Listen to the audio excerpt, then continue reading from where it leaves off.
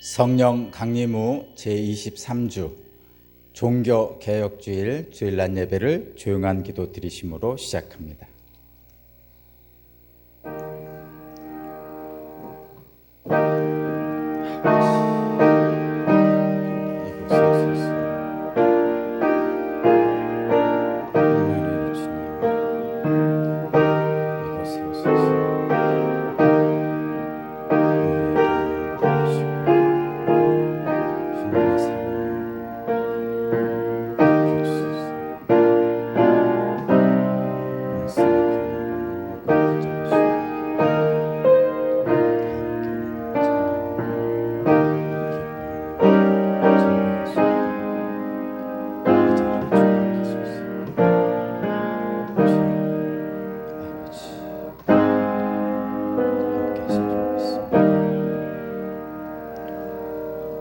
하나님은 영이시니 예배하는 자가 영과 진리로 예배할지니라.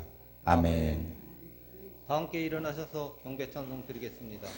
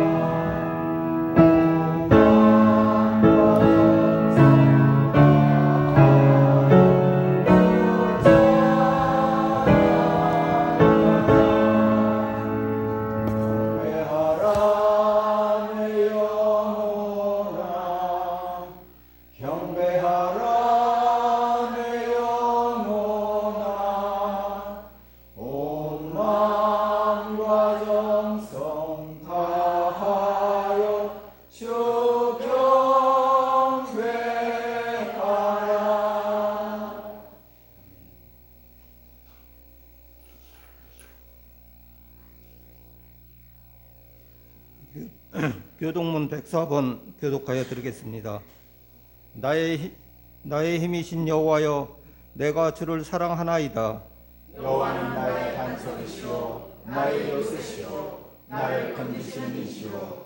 나의 하나님이시여, 내가 그 안에 피할 나의 바위시여, 나의 방패시여. 나의 구원의 뿌리시오, 나의 산성이시로다. 예수께서 이르시되 오히려 하나님의 말씀을 듣고 지키는 자가 복이 있느니라 하시니라. 내가 복음을 부끄러워하지 아니하노니 이 복음은 모든 믿는 자에게 구원을 주시는 하나님의 능력이 됨이라. 먼저는 유대인에게요, 그리고 헬라인에게로다. 복음에는 하나님의 의가 나타나서 믿음으로 믿음에 이르게 하나니, 기록된 바 오직 의인은 믿음으로 말미암아 살리라 함과 같으니라. 너희가 내 말에 거하면 참으로 내 제자가 되고 진리를 알지니 진리가 너희를 자유롭게 하리라. 우리 주 예수 그리스도로 말미암아 우리에게 승리를 주시는 하나님께 감사하노니, 그러므로 내 사랑하는 형제들아, 견실하며 흔들리지 말고 다 같이 하시겠습니다. 항상 주의 일에 더욱 힘쓰는 자들이 되라. 아멘. 사도신경으로 신앙 고백 드리겠습니다. 나는 전능하신 아버지 하나님, 천지의 창조주를 믿습니다. 나는 그의 유일하신 아들 우리 주 예수 그리스도를 믿습니다.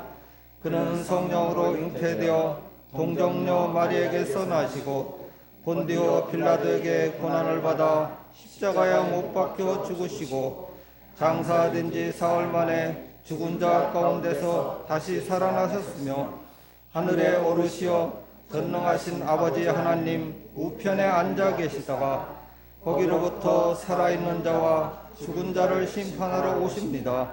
나는 성령을 믿으며 거룩한 공교회와 성도의 교제와 죄를 용서받는 것과 몸의 부활과 영생을 믿습니다. 아멘. 종영 찬송 4장 드리겠습니다.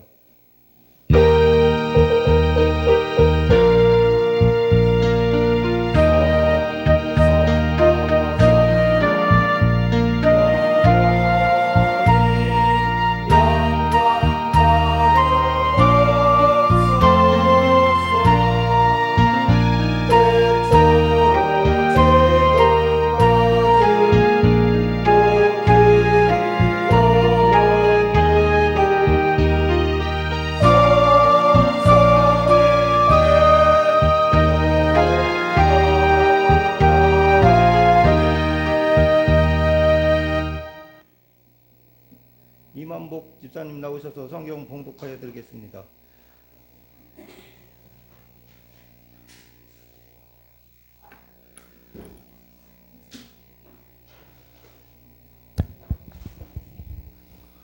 오늘 말씀은 욥기 42장 1절서부터 6절 하고 10절서부터 17절까지입니다.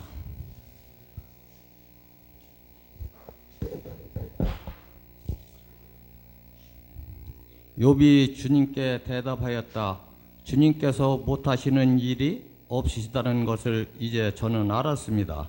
주님의 계획은 어김없이 이루어진다는 것도 저는 깨달았습니다. 잘 알지 못하면서 감히 주님의 뜻을 흐려놓으려 한 자가 바로 저입니다. 깨닫지 못하면서 함부로 말을 하였습니다. 제가 알기에 너무나 신기한 일들이었습니다. 주님께서 말씀하셨습니다. 들어라, 내가 말하겠다. 내가 물을 터이니 내가 대답하여라 하셨습니다. 주님이 어떤 분이시라는 것을 지금까지 제가 귀로만 들었습니다. 그러나 이제는 제가 제 눈으로 주님을 뵀습니다. 그러므로 저는 제 주장을 거두어 드리고 티끌과 잿더미 위에 앉아 회개합니다. 10절입니다.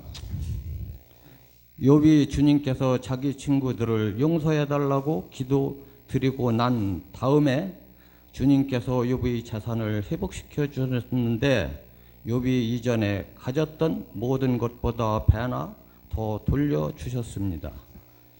그러자 그의 모든 형제와 자매와 전부터 그의 아는 친구들이 다 그를 찾아와 그의 집에서 그와 함께 기뻐하면서 먹고 마셨다.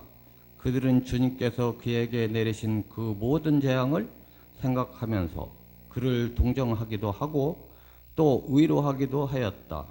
그러면서 그들은 저마다 그에게 돈을 주기도 하고 금반지도 끼워주기도 하였다. 주님께서 욥의 말년에 이전보다 더 많은 복을 주셔서 욥이 양을 14,000마리, 낙타 6,000마리, 소 1,000결에 낙이 1,000마리나 거느리게 하셨다. 그리고 그는 일곱 딸과 그리고 그는 아들 7과 딸 3을 낳았다. 셋째 딸 여미야, 둘째 딸 구시야, 셋째 딸 게레함북이라고 불렀다. 땅 위에 어디서에도 욥의 딸들처럼 아름다운 여자는 찾아볼 수 없었다. 더욱이 그들의 아버지는 오라비에게 준 것과 똑같이 딸들에게도 유산을 물려주었다. 그 뒤에 욥은 140년을 살면서 그의 아들과 손자 4대를 보았다. 욥은 이렇게 오래 살다가 세상을 떠났다. 이는 하나님의 말씀입니다. 하나님 감사합니다. 자리에 앉아주시기 바랍니다. 안상호 권사님 나오셔서 기도하여 드리겠습니다.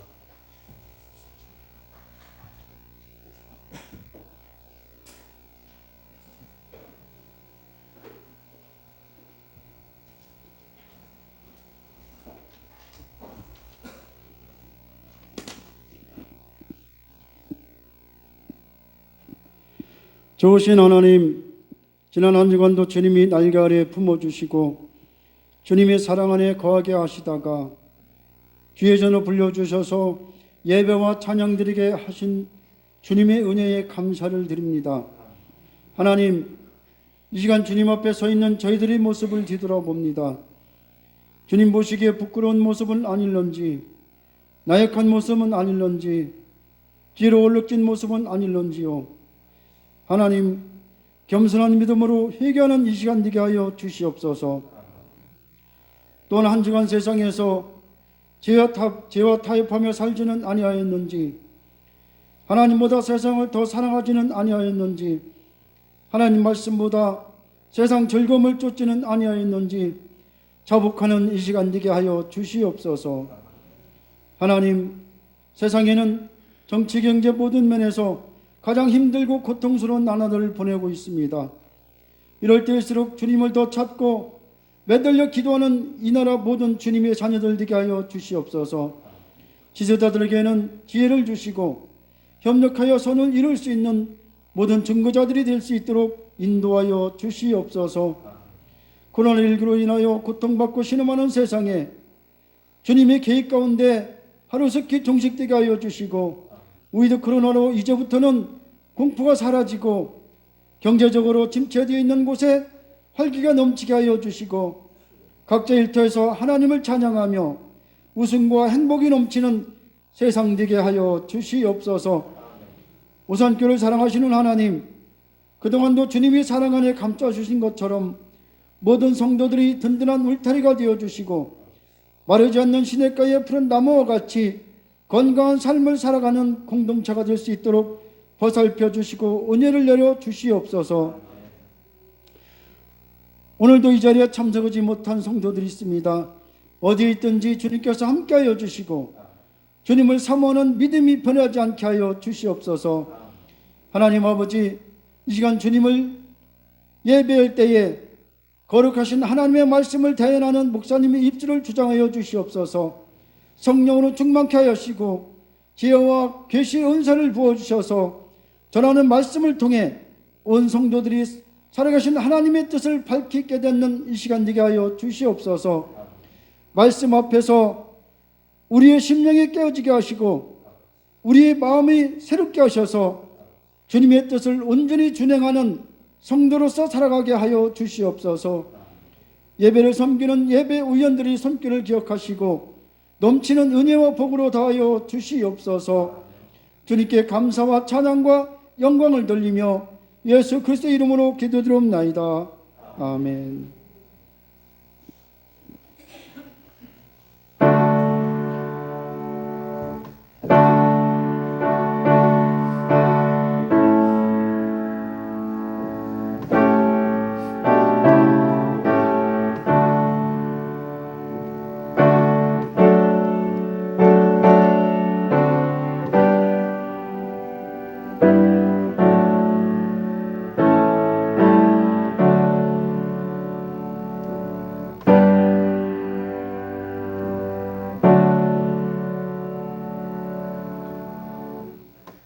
찬양 9장 드리겠습니다.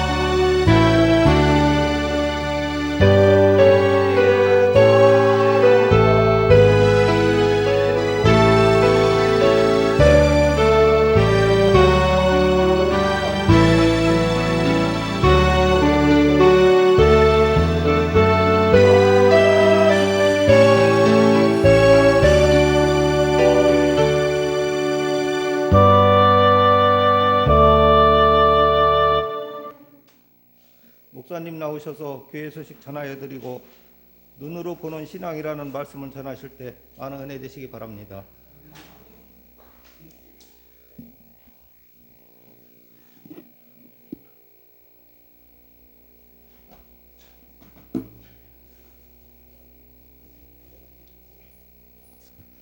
교회 소식입니다. 주보 뒷면에 보시면 교회 소식란이 있습니다.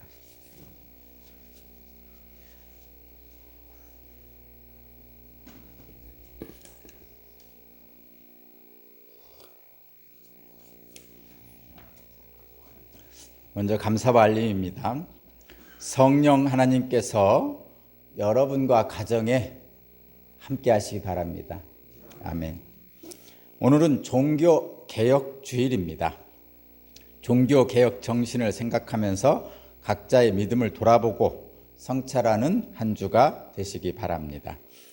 날이 춥습니다. 감기에 걸리지 않도록 조심하시기 바랍니다. 주무실 때 방을 따뜻하게 하시고 꼭 이불을 덮고 주무시기 바랍니다. 코로나19의 장기화로 인한 대면 활동이 중단되고 회관에 모이는 것도 쉽지 않으면서 신체적으로 약해질 수 있습니다. 특히 연세 드신 권사님들은 운동이 부족하면 다리의 힘이 약해질 수 있습니다. 따뜻한 낮에는 밖에 나가서 거닐으시고 나가지 못할 때는 집안에서 왔다 갔다 하시면서 운동하시기 바랍니다. 결실의 계절 가을입니다. 때에 맞게 거두고 거둔 즐거움을 누리고 또 기쁨을 나누는 복된 가을이 되기를 바랍니다. 위드 코로나와 함께 살기가 내일부터 11월 1일부터 순차적으로 시작됩니다. 방역 수칙이 좀 완화됐죠. 마찬가지로 저희들도 정부 정책에 맞춰서 차량 운행 등을 순차적으로 시작합니다. 먼저 속회원들이 모두 접종을 마친 속회는 속회 예배를 드리시고 또 속회 보고를 저에게 예전처럼 해주시기 바랍니다. 11월 21일은 추수감사주일입니다. 예전에 그랬듯이 제단에 드릴 열매를 여러분 수확한 것 중에 선벌하셔서 보관하시다가 날짜가 되면 제단에 드리는 그런 일을 하겠습니다. 여러분 한 사람당 하나씩, 한 가정당 하나가 아니고 한 사람당 하나씩, 한 주먹이라도 괜찮습니다. 콩 한 주먹도 괜찮고 여러분 주변에서 귀하다고 여러분 스스로가 느끼는 것들을 한 사람당 하나씩 가져와서 이 앞에 제단에다가 드리고 하나님께 예배드리는 추수감사절을 맞이하겠습니다. 예배 후에 기획위원회가 있습니다. 담임 목사 동정, 저는 1일날 충청신학원에 가서 강의하고 오겠습니다. 기도해 주시기 바랍니다. 오늘 말씀의 제목 한번 볼까요? 네, 한번 읽어보겠습니다. 시작. 네, 눈으로 보는 신앙. 주보에 있는 작은 글씨도 한번 읽어보겠습니다. 밝게 있습니다. 시작. 네. 욥기는 정말 견딜 수 없는 고난을 당한 욥이라는 사람이 하나님을 만나고 더 큰 신앙으로 성장하는 과정을 그린 이야기가 욥기입니다. 욥기는 역사를 기록한 것이 아니고 어떤 감사 찬양을 기록한 것이 아니고 또 우리들의 삶의 직접적인 육체적 욕망을 해결해 달라고 한 것이 아닙니다. 어찌 보면 믿음으로 말미암아 구원받는다는 그 구원이라는 저와 여러분들이 궁극적으로 찾아 나가야 될 그것을 말하고 있습니다. 사실 열왕기 상하라든가 출애굽기라든가 이런 말씀은 이야기이기 때문에 읽으면 재밌기도 하고 또 한편으로는 이해가 되기도 쉽습니다. 조선왕조실록 같은 역사 기록 같은 거기 때문에 그렇습니다. 그런데 욥기는 조금 다릅니다. 한 사람의 삶에 대해서 이야기하고 있지만 그 사람의 역사를 얘기하고 있는 것이 아니고 그 사람의 내면적 신앙의 과정을 이야기하고 있습니다. 신약성경에서 예수님께서 그렇게 말씀하셨던 영원히 마르지 않는 생수에 대한 말씀이죠. 그래서 구약성경을 처음 접한 사람들 중에 출애굽기나 잠언이나 열왕기상하나 이런 말씀들은 그냥 술술 읽혀 나가는데 이 욥기는 잘 읽혀지지 않습니다. 그냥 욥기를 단순하게 앞부분 한 부분, 뒷부분 한 부분 이렇게만 알고 있는 경우가 많습니다. 그 중간에 있는 부분은 도대체 무슨 말을 하는지 알 수 없는 말들이 반복되고 정신 못 차려서 그냥 읽다가 건너뛰는 부분입니다. 사실 저도 그랬습니다. 저도 처음 욥기를 대할 때 중간 부분은 막 건너뛰었어요. 막 건너뛰었어요. 여러분들 읽어보시면 그럴 거예요. 그런데 분명한 것은 이 욥기를 통해서 하나님은 하나님을 알려주십니다. 알려주시는데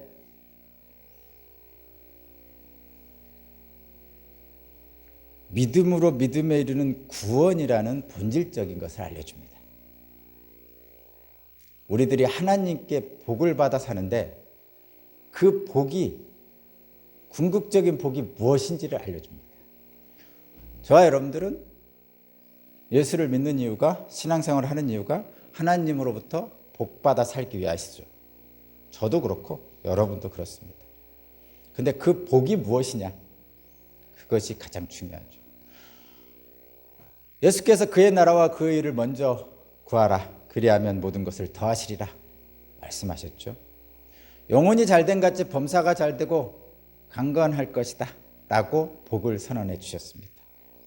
그런데 그 모든 것을 더하는 것, 범사가 잘되는 것, 그것은 그의 나라와 그의 의를 구할 때 영혼이 잘됐대 라는 앞부분이 있어요. 그것이 바로 구원입니다. 구원받은 자는 저와 여러분들이 일반적으로 원하는 솔로몬이 받은 복, 재물, 권력, 자손, 장수, 저와 여러분들이 일반적으로 원하는 것이죠. 건강. 그 솔로몬이 받은 그 복이 바로 그 뒷부분이죠. 범사가 잘되고 강건한 것, 모든 것을 더하시는 것. 그런데 이 욥기는 그 앞부분을 이야기하고 있어요. 그의 나라와 그의 의를 구하는 것, 영혼이 잘 되는 것. 뒷부분은 범사가 잘되고 강건한 것, 모든 것을 더하시는 것은 눈에 보입니다. 돈 많이 버는 거 당연히 눈에 보이죠. 건강한 것 눈에 보이죠. 자손들 잘 되는 것 눈에 보이죠. 장수하는 것 눈에 보이잖아요. 손에 잡힌단 말이에요. 근데 앞부분은 손에 안 잡히죠. 잘 이해도 안 되고 도대체 그게 뭔지, 영혼이 잘 된다는 게 뭐야 도대체? 평안하다는 건가? 그의 나라와 그 일을 구한다는 게 도대체 뭐야? 교회 생활을 잘하는 건가? 봉사활동 하라는 건가? 잘 모르겠어요. 그래서 우리가 아는 만큼 행하죠. 영혼이 잘 된다는 것이 뭔지, 그의 나라와 그의 일을 구하는 것이 뭔지 그냥 우리가 이해한 만큼, 각자 이해한 만큼 행합니다. 그래서 어떤 분들은 헌금도 하고 교회 청소도 하고 봉사활동도 하고 또 하나님이 원하시는 대사명, 주님이 원하시는 대사명이라 해서 전도 활동도 하고 그렇게 하는 것이죠. 근데 본질적으로 가만히 살펴보면요, 하나님은 사랑이시거든요. 하나님의 본질적 성품은 사랑이세요. 사랑이십니다. 그래서 하나님이 우리에게 정말 원하는 게 무엇일까라고 보면 창세기에서 창조하신 후에 세상 모든 만물 그리고 인간 우리를 창조하신 후에 하셨던 말씀이 보시기에 좋았더라. 어떻게 하면 하나님이 보시기에 좋을까요? 행복하게 잘 살면 보시기에 좋겠죠.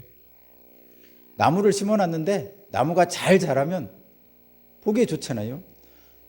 자식들을 교육시키고 성장시켜놨는데 잘 살면 보기에 좋잖아요. 하나님이 보시기에 좋았다라는 것은 저와 여러분들이 행복하게 사는 겁니다. 그러면 그 행복이 무엇이냐? 또 고민하게 되죠. 자, 다시 한번. 그의 나라와 그의 의를 구하면 모든 것을 더하시리라는 이 말씀 속에 모든 것을 더하시는 것은 우리들이 잘 알고 있으니까 그거는 오늘 안 하겠습니다. 대신에 그의 나라와 그의 의를 구하는 것, 구원의 본질, 핵심을 오늘 본문을 통해서 한번 알아보겠습니다.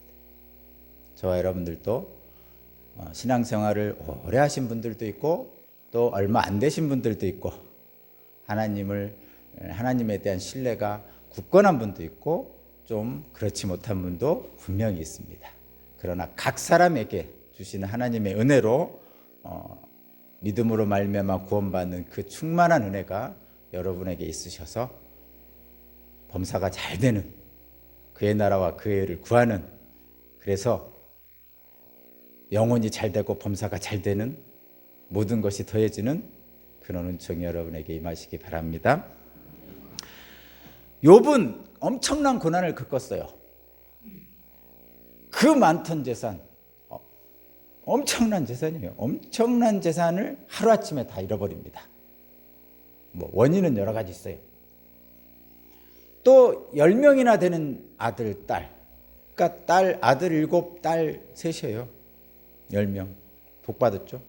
근데 그 10명의 자식이 하루아침에 다 잃어버립니다. 뿐만 아니라 욥이 발바닥부터 정수리까지 악성 종기가 나요. 그래서 모든 재산을 잃어버리고 악성 종기가 났으니까 어떻게 했어요? 재 위에서, 말하자면 불타고 남은 재 위에서 옆에 있는 기와장을 들어서 그 종기가 나서 헐었잖아요. 그럼 가려울 거 아니에요. 기와장으로 막 득득 긁고 있는 거예요. 그것을 본 욥의 아내가 차라리 죽어버리자고 그럽니다. 오늘만도 하겠죠? 그런데 그런 욥에게 정말 친했던 세 친구가 옵니다. 세상에서 지혜롭다는 세 친구, 욥과 친했던 그들도 많은 복을 받아서 부자고 많이 배우고 이런 세 친구가 와요. 와서 욥을 위로하는 듯 하다가 어느 순간에 욥을 책망해, 비난해. 어떻게 하느냐? 네가 벌 받는 거 아니냐? 네가 받는 고난, 그것들 네가 죄 지어서 받는 거 아니냐? 이렇게 얘기를 합니다. 그러니까 욥이 처음에는 입술로 하나님을 범죄하지 않았어요. 주신 분도 하나님이요, 가져가신 분도 하나님이요 라고 말하면서 경건하게 끝까지 믿음을 지키려고 애썼습니다. 그런데 어느 순간에 자신의 처지를 보기 시작합니다. 그 많던 재산 다 없어지고 자녀들 다 죽고 아내도 뒤돌아섰고 온몸엔 종기가 나서 미치겠죠. 그 현실을 느끼고 탄식합니다. 탄식할 만하죠. 탄식하면서 자기를 비난하는 세 친구에게 막 반박하면서 하나님에게 변론하자고 하나님에게 요청합니다. 하나님, 도대체 이게 무슨 일입니까? 하면서 하나님께 좀 만나 주십시오 이렇게 얘기합니다. 그렇게 경건했던 욥이 하나님께 막 대드는 거예요. 기도하는 거죠. 그 후에 하나님께서 뒤쪽 가면 만나주세요. 하나님은 우리를 만나주십니다. 어떤 경우에도 하나님은 우리를 내버려 두지 않으십니다. 하나님을 만나자 욥은 막 처음에는 하나님께 막 대들었어요. 불경하다 싶을 정도로 막 대들었어요. 그랬더니 하나님께서 욥에게 하나님의 신비한 세상을 보여주십니다. 우주의 원리를 보여주시고 욥이 생각지도 못하던 세상을 보여줍니다. 하늘과 별과 땅과 바다와 그 모든 것을 하나님이 통치하시는 것을 보여줍니다. 그리고 나서 욥은 알게 되죠. 아, 내가 정말 무지했구나 라고 알게. 그렇게 하나님의 답변을 들은 욥은 자신의 지혜와 한계를 솔직하게 인정합니다. 그리고 무한한 하나님 앞에 유한한 자신을 인정하지 않을 수가 없어요. 그런데 그렇게 유한한 자신의 모습을 인정하는 순간 욥의 문제가 해결됩니다.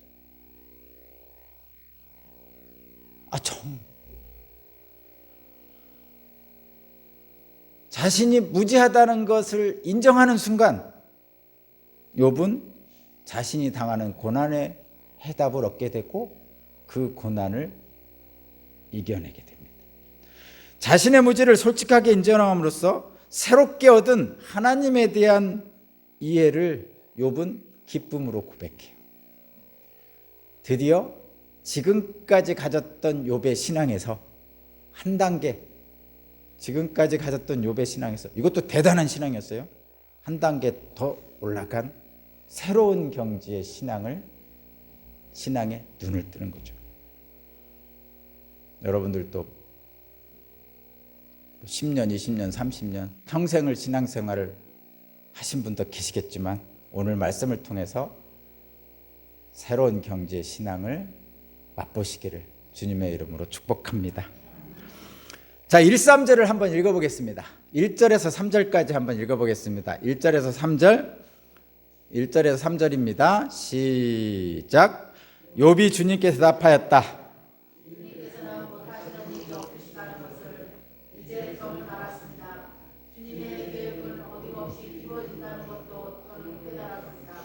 잘 알지도 못하면서 감히 주님의 뜻을 흐려놓으려 한 자가 바로 저입니다.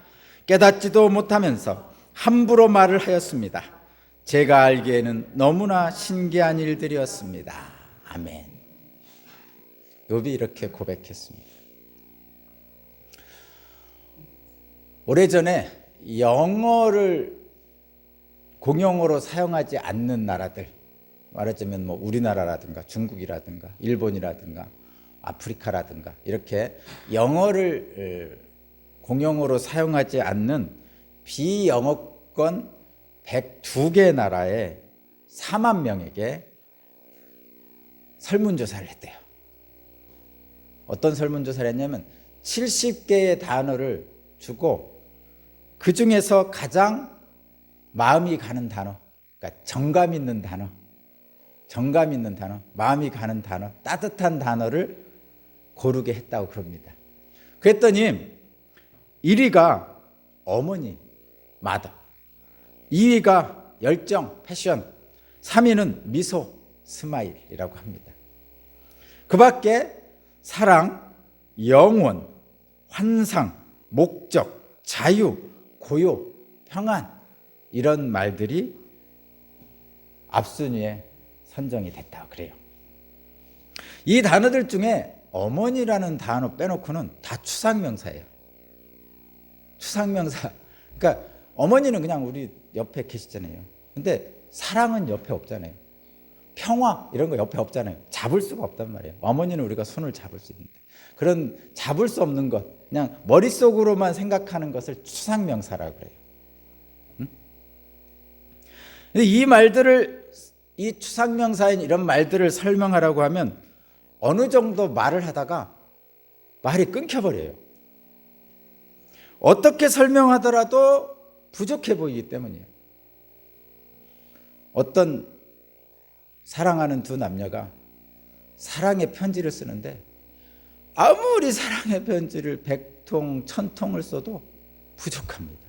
사랑의 말을, 사랑의 감정을 언어로 표현하기는 너무나 부족한 거죠. 그래서 그런가? 왜? 제가 여담으로 한번 얘기해 보면 말로 다 표현할 수 없는 경우가 많이 있죠. 그래서 전라도 지역 사투리 중에 그런 거 있잖아요. 거시기가 거시기요. 이렇게 하잖아요. 뭔 얘기인지 못 알아듣겠죠? 경상도 지역에서는 이런 말이 있답니다. 기아가 가요? 아니야. 기아가 가가? 발음도 잘 안 됩니다. 우리 충청도에서는 그런 거 있죠. 알아, 그려. 그러면 다 통하죠.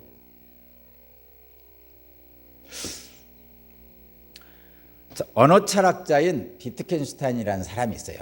철학자를 알 필요는 없지만 이 사람은 우리가 사는 이 세상을 어떤 구체적인 언어로 다 표현할 수 있다고 믿었었다고 그럽니다.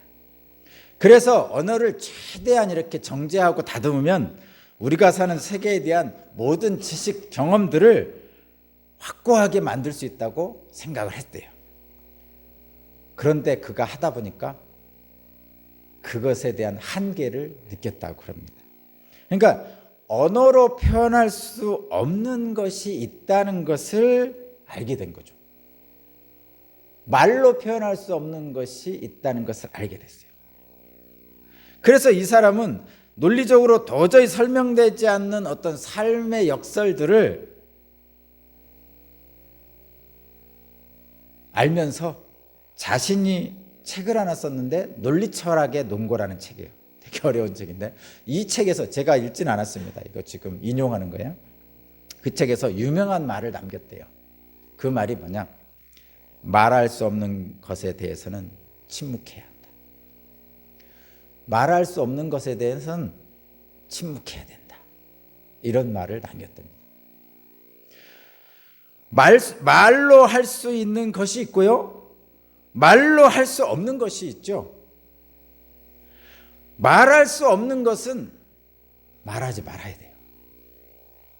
말할 수 없는 것은 말하지 말아야 돼요. 그 말할 수 없는 것에 대해서 말하려고 하면 오만해집니다. 그래서 그 말에 이것저것 갖다 붙이고 왜곡하게 돼요. 특히나 우리 삶에서 가장 아름다운 말들인 사랑, 그리움, 자유 이런 것들은 말로 다 표현할 수 없죠. 옛날에 제가 우리 어머니가 맛있는 걸 사주면 우리 엄마가 나를 사랑하나 보다. 추석에 추석 빔을 사주시면, 옷을 사주시면 우리 엄마가 나를 사랑하나 보다. 그러고 밖에 나가서 애들한테 자랑했어요. 우리 엄마가 나한테 옷을 사준 거 보면 엄마가 나를 사랑하나 봐. 우리 엄마가 나를 맛있는 것을 사주는 걸 보니까 엄마가 나를 사랑하나 봐. 그럼 맛있는 거 안 사주고 옷을 안 사주면 엄마가 나를 사랑하지 않나요? 그러니까 그 어린 나이엔 그저 옷 사주는 것, 맛있는 거 사주는 것이 엄마가 나를 사랑한다는 증거였단 말이죠. 그런데 사랑을 옷이나 맛있는 것으로 다 표현할 수 없죠. 인간 이성의 한계, 언어의 한계는 분명히 있죠. 그런데 그 인간 이성의 한계, 지혜의 한계, 언어의 한계를 분명하게 들어주는 것이 우리는 신앙인이니까 가장 불명확하고 드러내주지 말로 할 수 없는 것, 인간 이성의 한계를 나타내주는 것이 바로 하나님이에요. 하나님은 말로 표현할 수가 없죠. 하나님은 인간의 이성과 언어로 규정할 수가 없어요. 만약에 누군가가 정말 엄청나게 뛰어난 사람이 하나님은 이러이러한 분이다 라고 말했더라도 그게 다가 아니에요.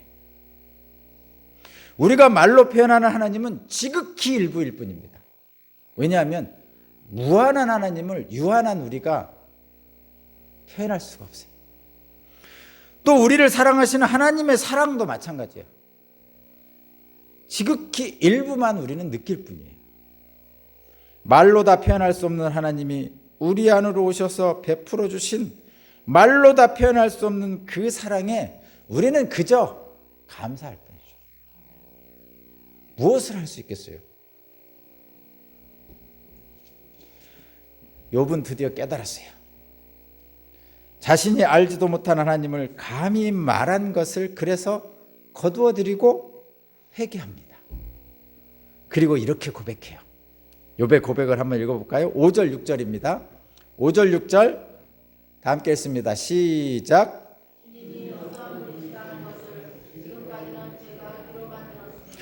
그러나 이제는 제가 제 눈으로 주님을 뵀습니다. 그러므로 저는 제 주장을 거두어드리고 티끌과 잿더미 위에 앉아서 회개합니다. 아멘. 백문이 불여일견이라는 말이 있습니다. 100번 듣는 것보다 한 번 보는 것이 낫다는 것이죠. 귀로 들어 알고 있는 것하고 눈으로 보아 아는 것은 다르죠. 천양지차죠. 욥은 하나님을 귀로만 들었는데 이제는 눈으로 본다고 합니다. 여러분 여기서 혹시 그동안은 음성을 듣다가 이제는 환상을 봤다 이렇게 착각 생각하시지 말아야 되죠? 응? 그렇게 생각하시면 안 되죠? 그동안은 음성만 듣다가 이제는 환상을 봤어. 이게 귀로만 듣다가 눈으로 보는 거 아닙니다, 이거. 제가 그냥 반 농담식으로 한 겁니다. 그거 절대 아니에요. 잘 알지도 못하면서 판단하고 말했던 자기 주장을 부끄러워할 줄 안 거죠. 지금 욥은 지금까지 자기가 말했던 주장들을 거두어드리고 회개하는 거죠. 이것이 눈으로 보는 거예요. 잘 알지도 못하면서 판단하고 말했던 자기 주장을 부끄러워할 줄 알 때 신앙이 성장합니다. 여러분 다시 한번 잘 들어보세요. 잘 알지도 못하면서 판단하고 말했던 자기 주장을 부끄러워할 줄 알 때 우리 신앙이 성장합니다. 그래서 신앙생활은 눈을 떠가는 과정이에요. 부끄러운 일을 부끄러워하지 못하는 것은 성숙하지 못하다는 증거예요. 부끄러운 일을 부끄러울 줄 아는 것은 성숙한 어른이라는 증거입니다. 부끄러워할 줄 알아야 돼요. 부끄러운 것을 부끄러워할 줄 알아야 돼요. 눈으로 하나님을 뵙고 난 후 성숙해진 욥은 겸손하게 회개합니다. 지금까지 귀로만 듣던 하나님을 눈으로 볼 때 자기 주장을 거두어드리고 겸손하게 회개합니다. 보이지 않는 하나님을 보는 것, 그것이 성숙한 신앙인입니다. 누가복음 5장을 보면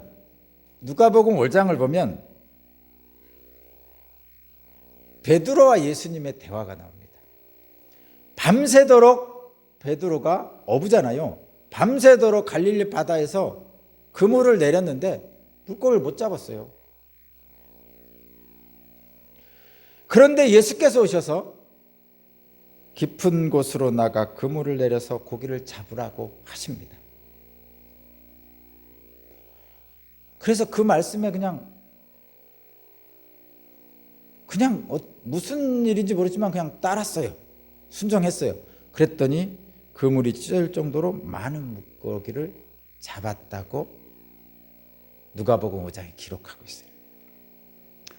가만 생각해 보면요, 베드로의 직업은 어부죠.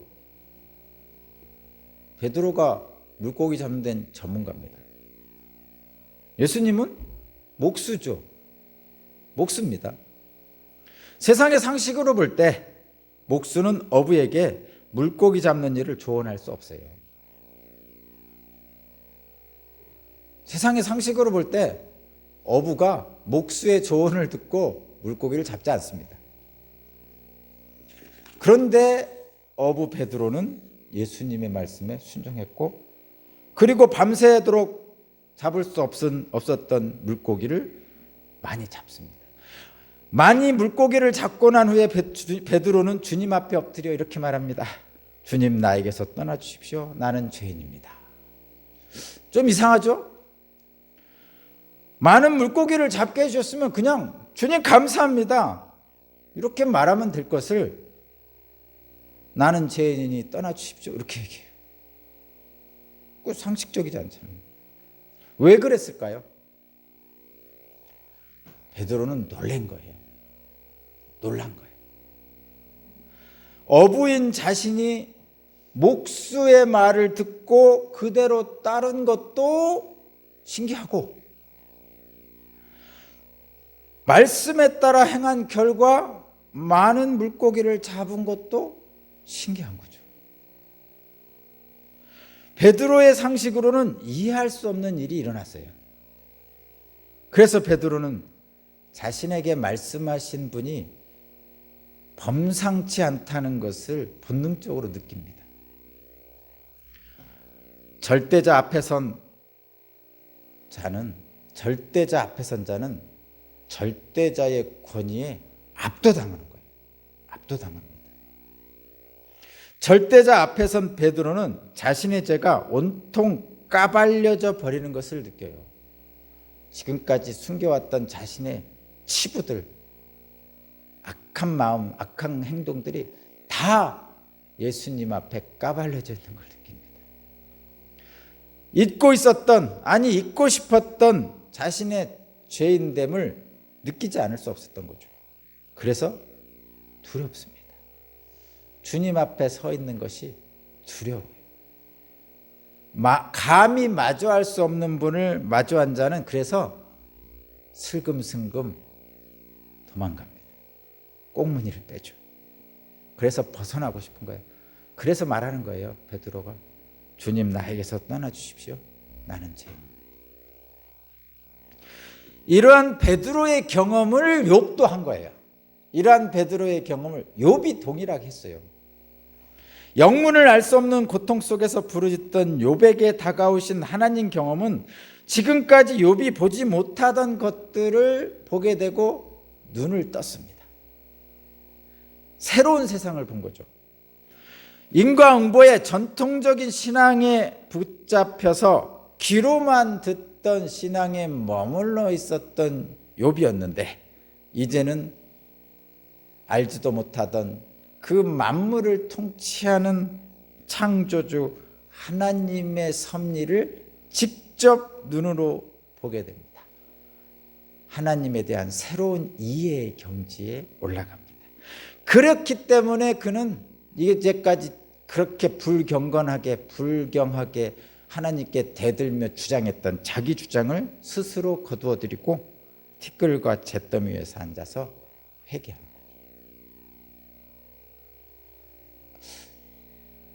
이런 경지를 느껴보셨나요? 가능하면 교회 지도자는 이랬으면 좋겠어요. 저도 그렇고 장로님들, 숙장님들 그렇게 했으면 좋겠어요. 그래서 영혼이 잘 되고 그의 나라와 그의 일을 구하는 이것이 되었어요. 그리고 나니까 뭐가 되죠? 범사가 잘 되죠. 그리고 나니까 뭐가 되죠? 모든 것을 더해 주십니다. 그래서 회복이 일어납니다. 우리 눈에 보이는 회복이 일어납니다. 겸손하게 회개하는 욥에게 하나님께서 회복을 허락하십니다. 10절 한번 읽어볼까요? 10절 읽겠습니다. 시작. 욥이 주님께 자기 친구들을 용서해달라고 기도를 드리고 난 다음에 주님께서 욥의 재산을 회복시켜 주셨는데 욥이 이전에 가졌던 것보다 배나 더 돌려주셨습니다. 13절입니다. 13절 시작. 16절입니다. 16절 시작.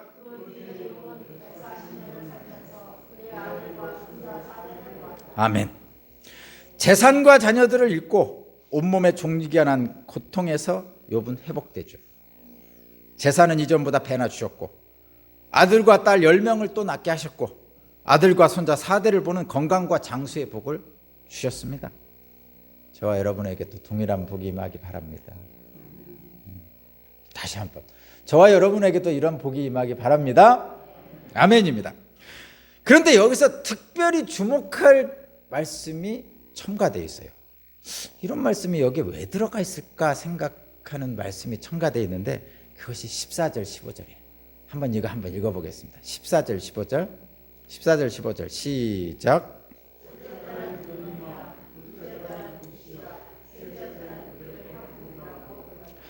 땅 위에 어디에서도 욥의 딸들처럼 아리따운 여자를 찾아볼 수 없었다. 더욱이 그들의 아버지는 오라비들에게 준 것과 똑같이 딸들에게도 유산을 물려주었다. 7 아들과 딸 3을 다시 낳았죠. 그런데 여기 14절 15절 이 마지막 부분에 회복의 부분에 언급된 자녀는 7명의 아들의 이름이 아니고 딸 3의 이름입니다. 응? 우리나라 아들 선호 사상이 대단했죠. 지금은 많이 없어졌지만 보통은 아들을 먼저 얘기하는 경향이 있죠. 그런데 먼저 딸들의 이름을 먼저가 아니고 아들들의 이름을 아예 없고 딸들의 이름을 언급하고 있어요. 왜 그랬을까요? 첫째 딸은 여미마, 둘째 딸은 그시야, 셋째 딸은 게렌하북입니다. 근데 이들의 이름이 이런 뜻이에요. 여미마는 비둘기라는 뜻이고 그시야는 계피향이라는 뜻이고 게렌하북은 눈화장 도구라는 뜻이에요. 아름다운 이름이에요. 이름이 아주 아름답다는 얘기야. 그리고 이렇게 말씀하고 있죠. 땅 위에 어디에도 욥의 딸처럼 아리따운 여자를 찾아볼 수 없었다. 땅에 어디에도 욥의 딸들처럼 아름다운 여인을 찾아볼 수 없습니다. 그리고 또 마지막으로 욥이 오라비들에게 준 것과 똑같이 딸들에게도 유산을 물려줬다고 합니다. 어째서 아들들이 아니라 딸들의 이름을 언급했을까요? 그리고 아들들과 딸들을 동일하게 유산을 나눠줬을까요? 어쩌면 오늘날에는 당연하다고 여기는 남녀평등, 양성평등 그거를 주장하는 것인지 물론 예나 지금이나 동일하신 하나님, 공평하신 하나님이니 그렇게 생각할 수도 있겠죠. 양성평등을 주장하시는 남녀평등을 주장하시는 건가 보다 생각할 수도 있겠죠. 그런데 이 당시는 지금으로부터 최소한 3000년 전입니다. 딸들이 여자들이 남자의 소유물이었을 때예요. 독립적인 주민등록번호가 없고 말하자면 계약을 체결할 수 없는 아직도 그런 나라가 지구상에 있죠.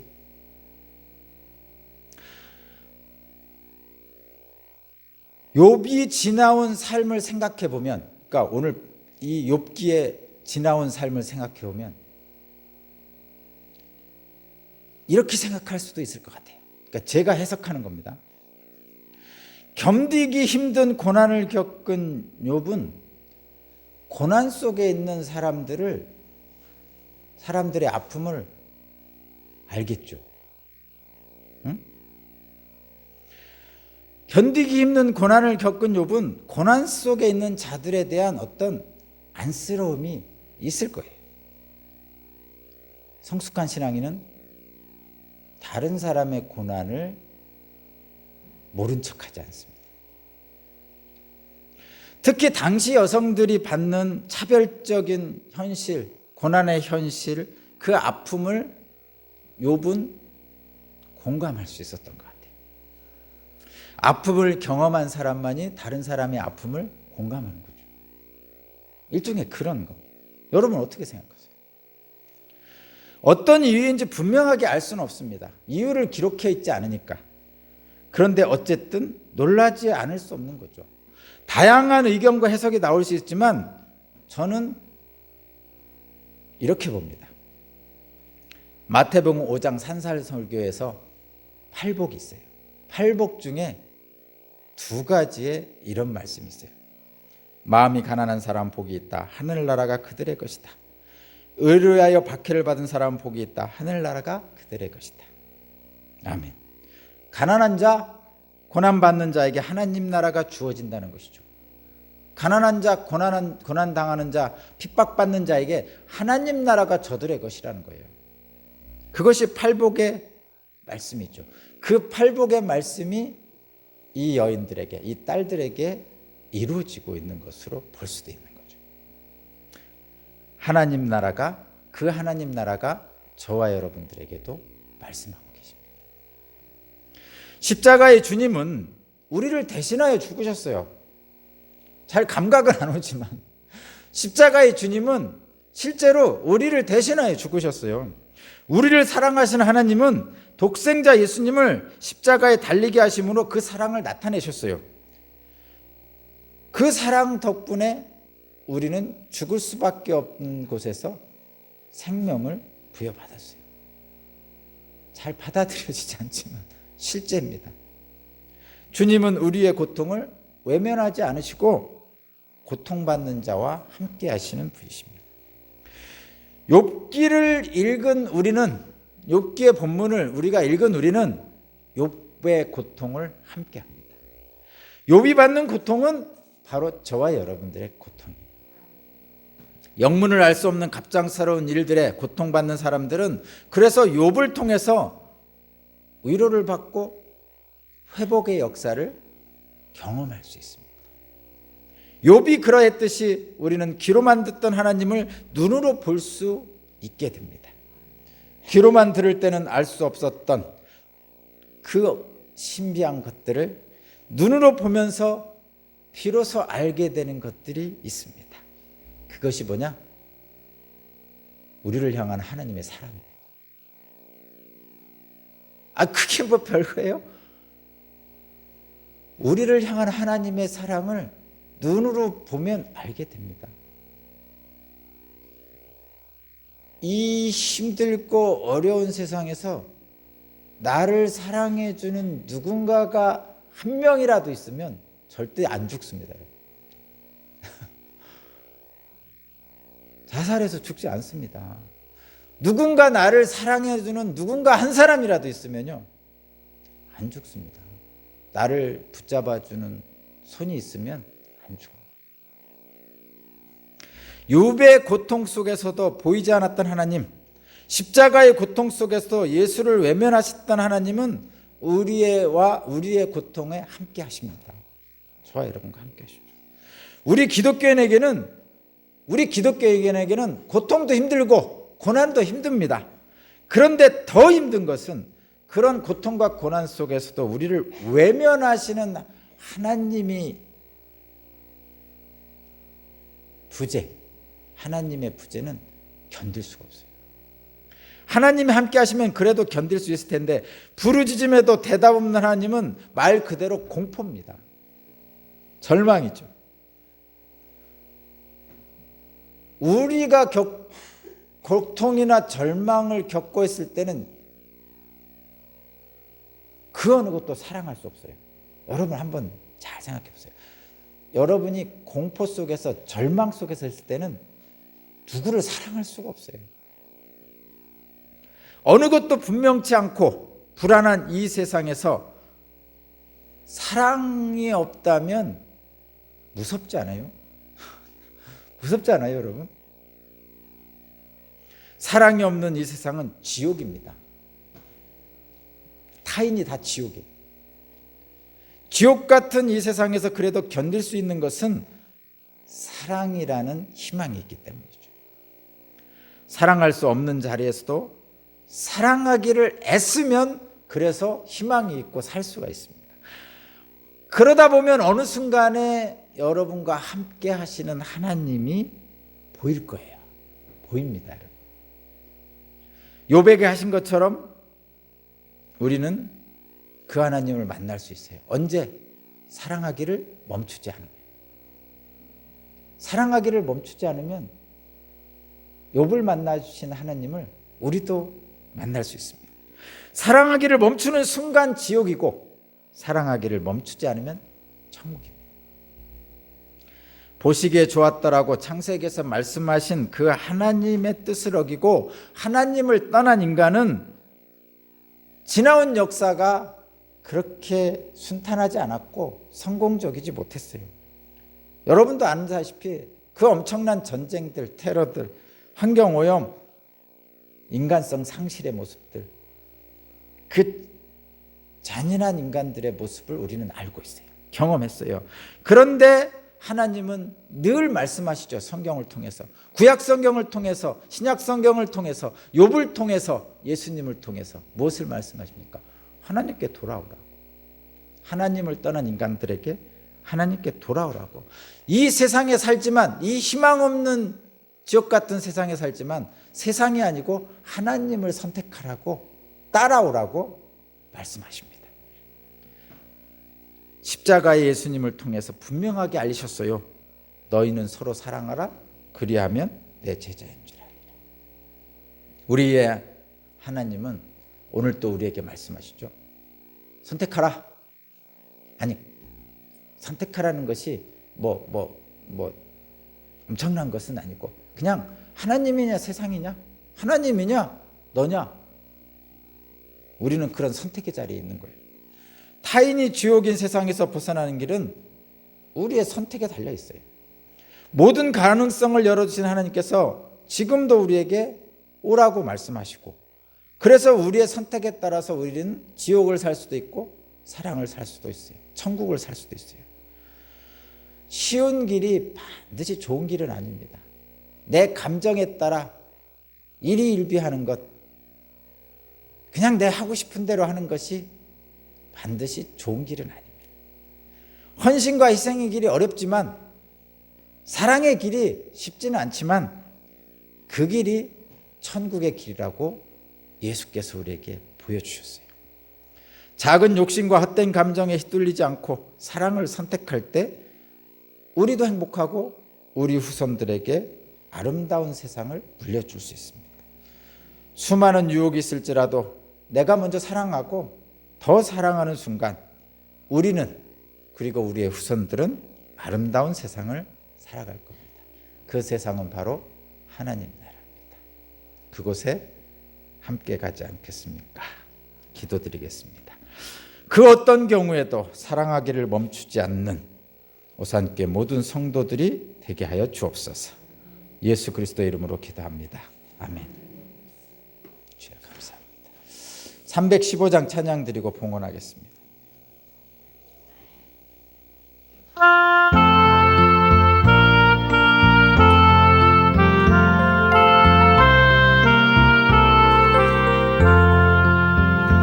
내 주 대신 주를 참 사랑하고 곧 그에게 죄를 다 구합니다. 그 은혜를 주신 내 예수시니 이전보다 더욱 사랑합니다. 주 날 사랑하사 구하시려고 저 십자가 고난 당하셨도다.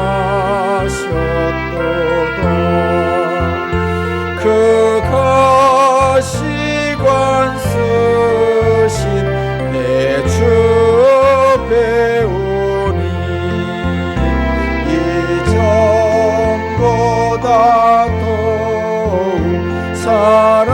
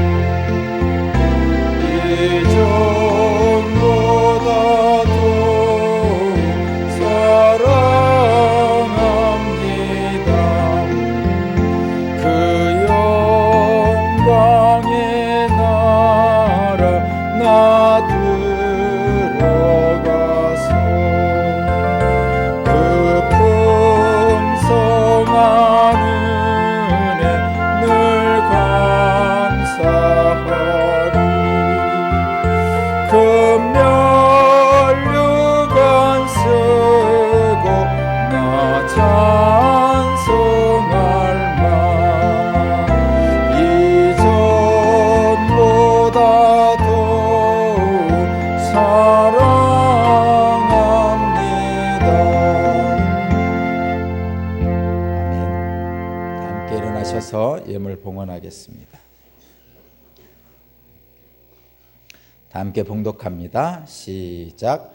주여, 모든 것이 주께로부터 왔으니 믿음으로 드리는 이 예물을 받으시고 우리에게 은혜와 복으로 채워주옵소서.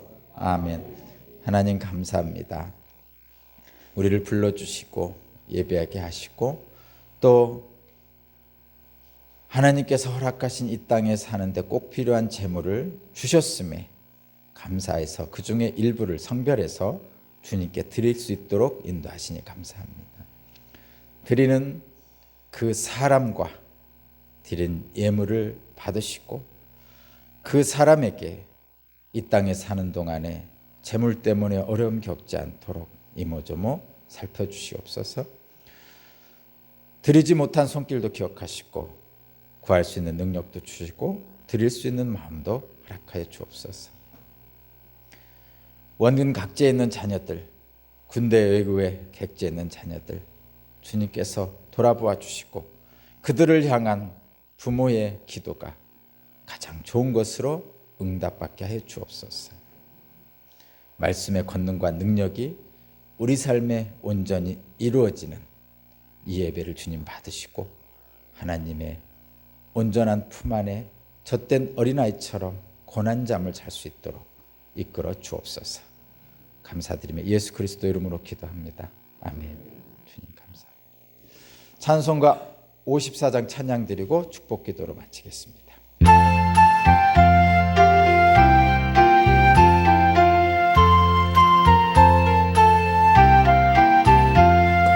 주여 복을 구하오니 편히 가게 하시고 사람마다 주 은혜로 이기도록 하시고 광야 같은 세상에서 항상 인도하소서. 주의 복된 말씀 듣고 무한 감사합니다. 구원받은 주의 성도 열매 맺게 하시며 하나님이 우리 함께 항상 계시옵소서. 아멘.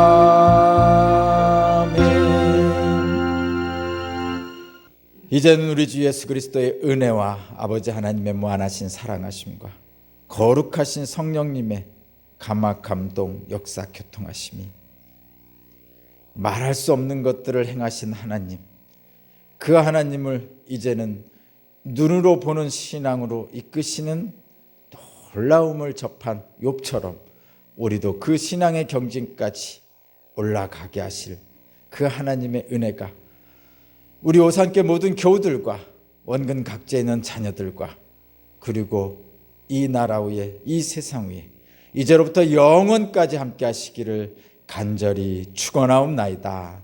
아멘. 주님.